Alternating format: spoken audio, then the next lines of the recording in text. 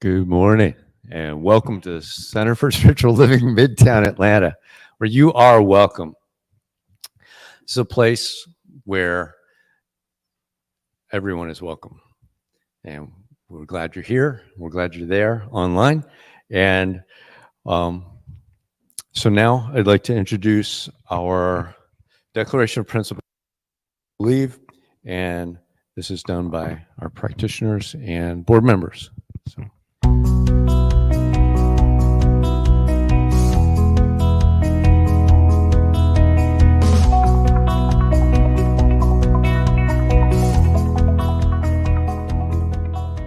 I believe in one God, one absolute power and first cause to all things. I believe that this power is perfect love and creates out of a desire to express love. I believe all thought is creative, and how I choose to think creates my personal experience. I believe in the unity of all life and the immortality of the individual soul, forever unfolding. I believe in the eternal goodness, the eternal goodness of God, the eternal loving kindness, and the eternal givingness of God to all. And so it is. And so it is. And so it is.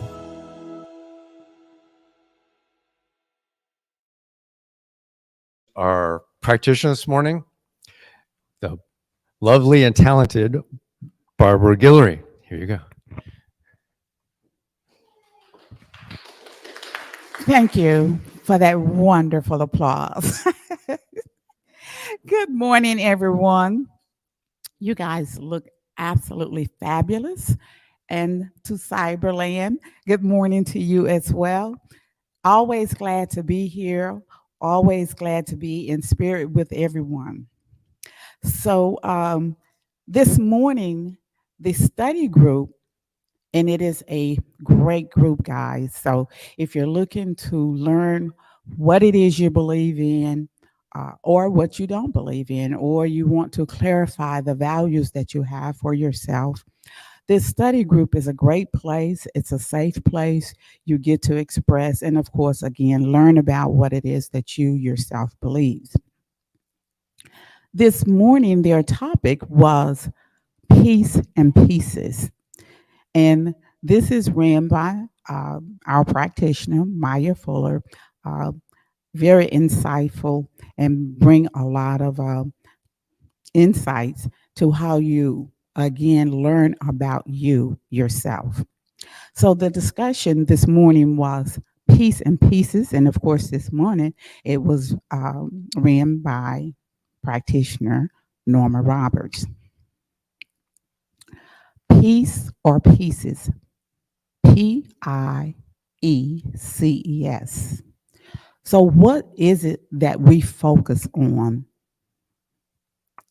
The thing that we focus on, does it bring peace into our lives, or does it bring us to pieces?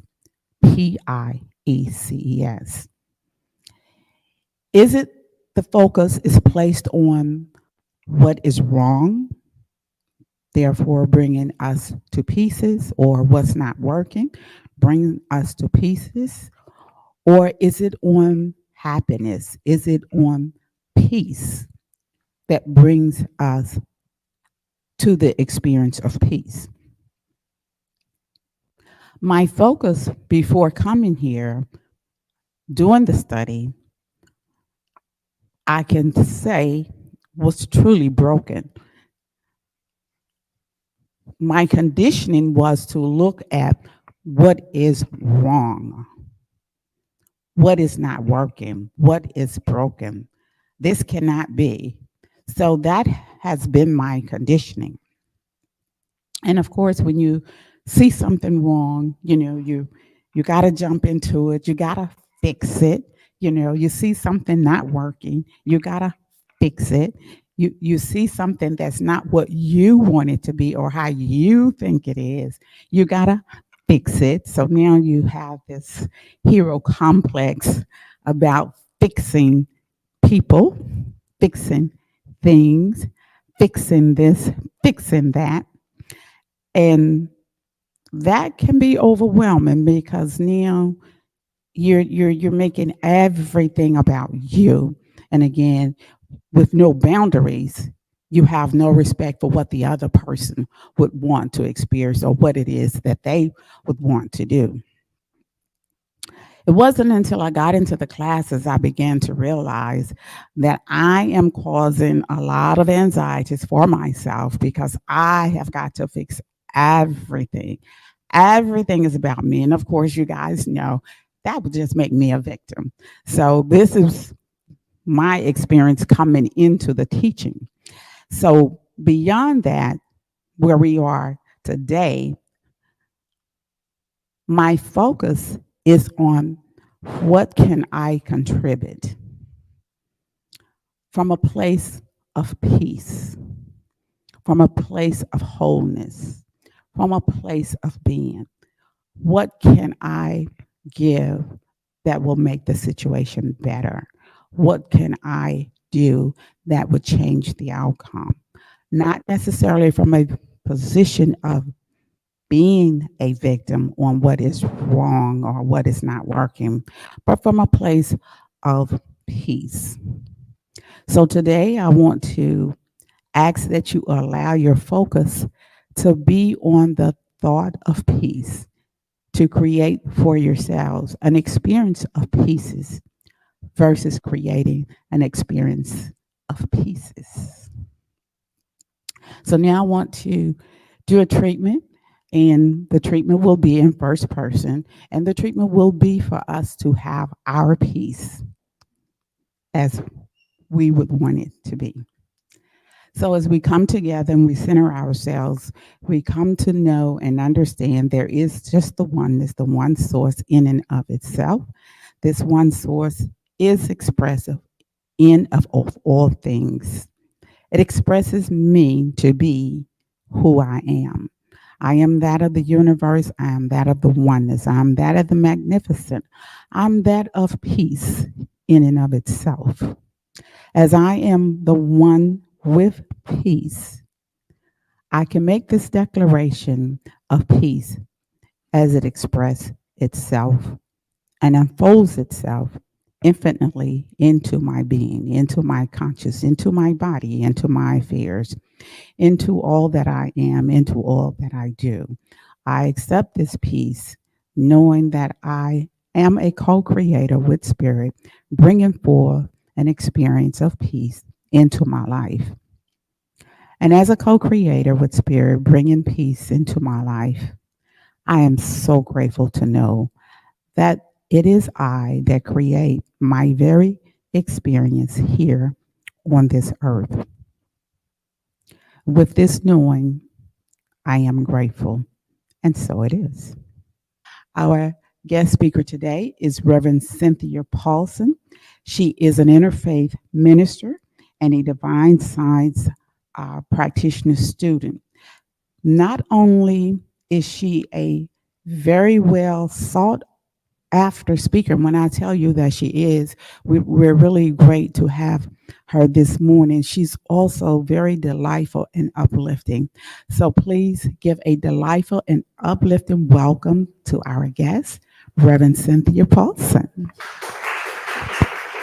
Thank you. Good morning. Thank you so much. Thank you for having me. So that song we just listened to, Yellow Brick Road, is a bit of a clue as to what I'm going to talk about today. But before we go down the Yellow Brick Road together, I do want to point out it's a brand new month here at CSL. So we have a new theme, which for this month of November is the exploration of the everyday wonder of our home. And of course, home has many different connotations and great spiritual meaning for us. And we will be exploring this through the hero's journey. Because the hero's journey, starts off at home, and then the hero leaves and goes on an adventure, and all kinds of things happen to them. And they have all this growth and transformation. And then the journey ends with the hero returning back home. Now, one could say that we're all on a hero's journey to self-awareness and discovery of how life works from a spiritual perspective. That's why we come here or tune in here every week, right? Now, the story template of the hero's journey makes me think about my freshman year in college. I won't say how many years ago that was, but I remember distinctly in my required Western traditions class having to read classic hero's journey literature, like the Odyssey and the Iliad, Dante's Inferno, the Epic of Gilgamesh. These ancient, fairly difficult to read stories were frankly wasted on 19-year-olds. We were not too into it at all.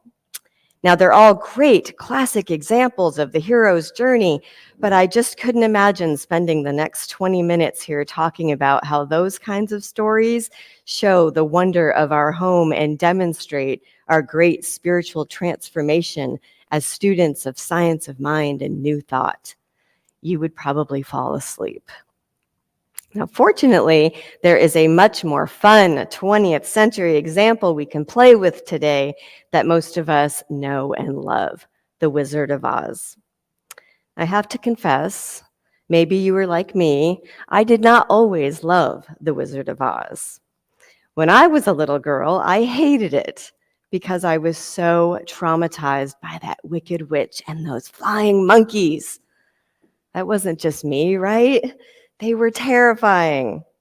Now, I've since grown up and gotten past my fear of flying monkeys. And as an adult, I've discovered that there is deep spiritual wisdom in that movie. And it's actually a great illustration of New Thought science of mind principles.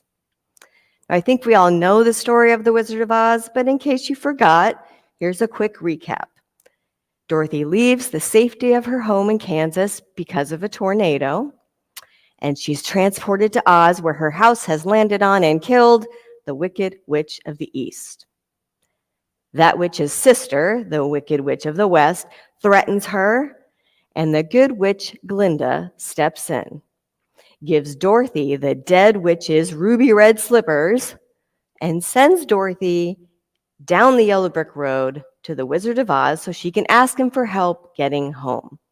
Of course, along the trip, she meets some new friends. She meets the Scarecrow, the Tin Man, the Cowardly Lion, and she is hindered and harassed by the Wicked Witch of the West the whole time on her journey. Dorothy finally gets to the wizard and finds out he's a fraud. He is a fake. And that's when we really start to understand the powerful spiritual wisdom of this story. For me, it all boils down to one meaningful symbol. It's about the shoes, those ruby red slippers. When we get toward the end of the film, I'm sure you remember what happened. Dorothy always had the power to go home within her because of the shoes. Now, it's taken me years of metaphysical and spiritual training to begin to grasp this truth for my life. In Dorothy's case, the shoes were always with her. She had them all along. In our case, the power of God, Spirit, universe, source, use your word of choice, that power is always within us. So just for kicks right now, if you'll humor me, those of you watching at home and those of you here in person, look down at your shoes, at whatever's on your feet, slippers, socks, shoes, whatever you're wearing. They're probably not as cool as sparkly ruby red slippers, but just look at your shoes for a second. Imagine if it were that simple. If in our low moments, when we're filled with doubt, when we're lost, wandering on our journey, being harassed and needlessly suffering through negative conditions like lack, loneliness, sickness, to be able to just look down and realize, oh, there's Source right here with me, supporting me, loving me. To look down and see a physical symbol and be reminded, oh, Spirit's within me. I'm empowered right now. The shoes are on my feet. I'm good. The power is always within us, but, how can there be a but? There isn't really. The power is definitely just there automatically. The but is that we have to do something with this power. Darn, there's work. We have to do things. The first thing we have to do is recognize it. It took Dorothy the whole movie to recognize she had the power within her to obtain what she desired, to go home. That long, drawn-out journey with this wonderful cast of characters led her to understanding and recognizing her own power. It doesn't matter that it's good old, Glinda the Good Witch who ends up pointing it out to her at the end of the movie. You've always had the power, my dear. It's a very poor imitation of Glinda, but Dorothy still had to learn it and recognize it for herself. In fact, Glinda even says to her, if I had told you that you had the power within you at the beginning, you wouldn't have believed me. You had to learn it for yourself. I could walk up to a stranger today and say, hey, the power of God is within you. And he might nod his head and say, yeah, that sounds great. But until he recognizes it for himself, it's not going to help much. Most of us have had the Foundations of Science of Mind class, or at least know about affirmative prayer and spiritual mind treatment, obviously. And we know that this recognition of the one power and one presence of spirit is the first step in affirmative prayer. It's what we always start off with. And, it doesn't have to be this profoundly religious thing. I recognize this power as simply the one mind, one energy, one life force back of all things. I call it God, and I know it as good, period. Whatever you call it, the point is the power just is, and it's ours. Ernest Holmes said over and over again, there is a power for good in the universe greater than you are, and you can use it. It's ours to use. The shoes exist. We might as well wear them. The next thing we have to do is really connect with this power. We have to unify with it. Unification is the second step in affirmative prayer. We have to understand we are one with this power. It expresses in and through and as us, always. So part of this is understanding that the shoes are never coming off. We're a part of them, and they're a part of us. That means no wicked witch is coming to take them from us. There's a great line in the movie just before Dorothy starts on her journey when the shoes first end up on her feet. And the Wicked Witch of the West is threatening her, and Glinda steps in and tells the Wicked Witch, you have no power here, be gone. Again, a very bad imitation of Glinda. You got to watch it. I love the spiritual wisdom of that line, because what do we know as students of science of mind? Wickedness and evil have no power. There is no duality. There is nothing we can do to separate ourselves from the love and power of God. I kind of want to say that again. There is nothing we can do to separate ourselves from the love and power of God. We cannot be separated from our good unless we do it ourselves through false belief and fears. Fears like, I don't know, the flying monkeys sent to terrorize us. I remember my mom would tell me every time after I had watched The Wizard of Oz when I was little, the monkeys aren't real. Stop crying and go to bed. They're not real. I personally think we send our own monkeys, but That sounds like a talk for another day. Suffice it to say, we make up the flying monkeys. So to get back on track here, we have to recognize this power. We have to unify ourselves with this power.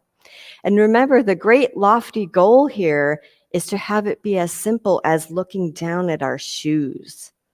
That's how near the power and presence of spirit is. And Diego, I think you have a slide for me. The power and presence of spirit is as close as the shoes on our feet. Ernest Holmes says, here it is, nothing can be nearer to you than that which is the very essence of your being.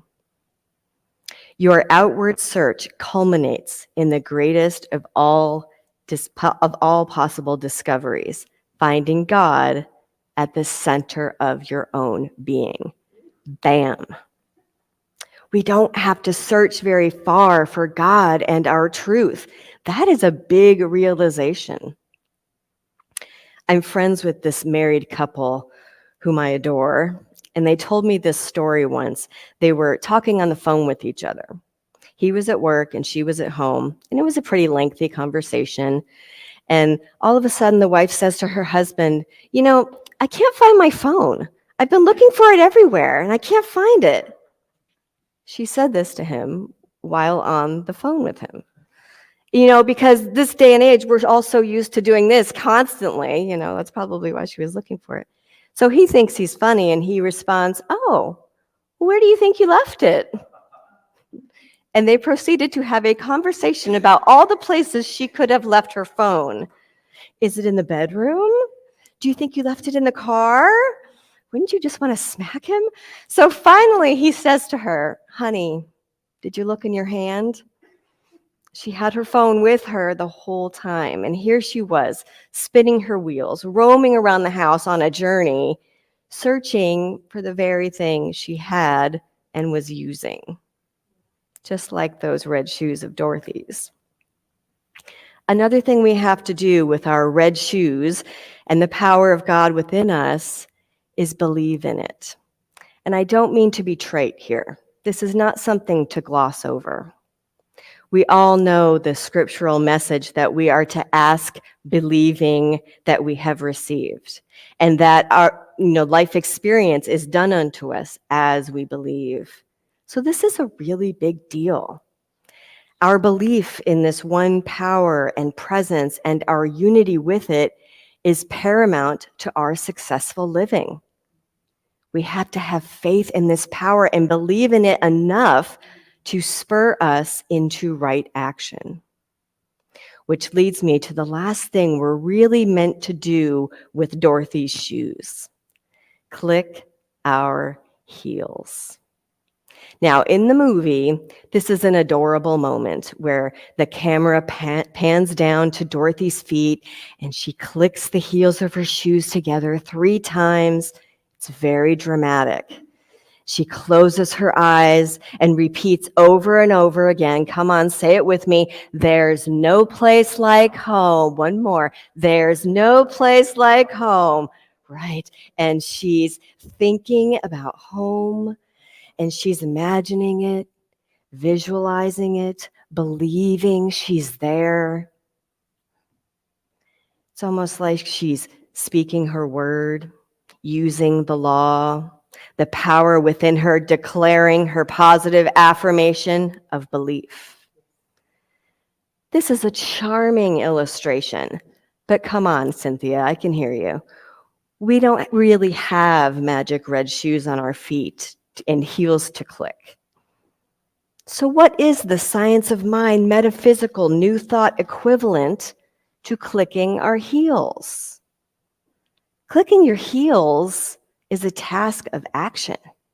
It's movement. It is activity. I believe clicking our heels is the equivalent to stepping out in faith. Have you ever heard treat and then move your feet? Right. Take the action your belief is spurring you to take. Now, I've heard Dr. Bob share this quote a couple times, and I apologize because I don't know who originally said it. And there's a good chance I'm buggering up the quote a little bit. But the gist of it is, when you've reached the end of the light and you step out in darkness, when your faith and belief is strong, you're either going to find solid ground or you're going to fly. I love that quote. I should really learn it. Exactly what it is. If you truly believed that the power of God is within you and fully supporting you always, in all ways, what might you do differently in your life? If you really believe this power is real, what risks might you take? Clicking our heels is a conscious choice. It's always our choice to use the amazing, loving, unlimited power that we've been given. So we are all on our own individual adventures. We get to travel our own yellow brick road and discover for ourselves our truth and our power. No one can do it for you. We're all in different places on our journey. Some of our journeys are harder than others. We can decide, though, however, at any time, that our journey no longer has to be challenging, difficult, daunting. That's what I love about New Thought and Centers for Spiritual Living. We learn how to live our highest, best life and be our own heroes. As Joseph Campbell famously said, you are the hero of your own story. We are all the hero of our own journey. So wherever you are on your yellow brick road, I bless you. Thank you so much for listening and for having me today.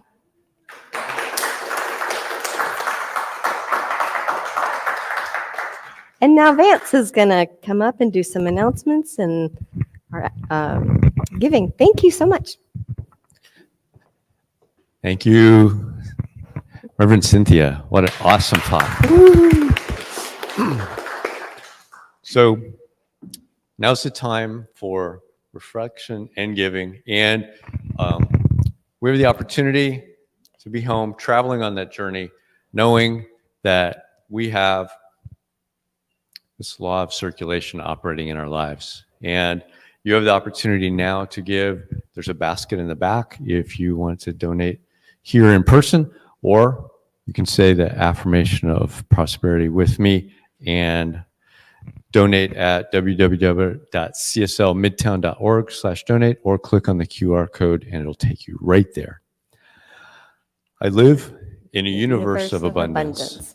As I freely and joyfully give, I join in the divine flow, and all that I share with life returns to me, multiplied abundantly, and so it is. And like Barbara said earlier, Dr. Bob's on the mend. He'll be back next Sunday, so we'll see Dr. Bob here. If you want to come back and see him then, that would be awesome. Online, he's going to start a new class starting soon. He's working on that. You'll see that on the website. So just go to cslmidtown.org and check that out. And the Sunday morning class that Barbara talked about starts at 10 a.m. on Zoom. So you can get to that link through the website as well. So all of those things going on every week, and we'd love to have you back here. So now, if you will, let's do our affirmation of life. I leave this place now knowing something better than I knew before. I go forth into the world with a heart full of love and a mind full of good sense. I look at the world in a greater way, knowing that I have within me everything I need to create the life I desire. I give thanks for this understanding, and I am grateful for the spirit of life that lives through me, and so it is.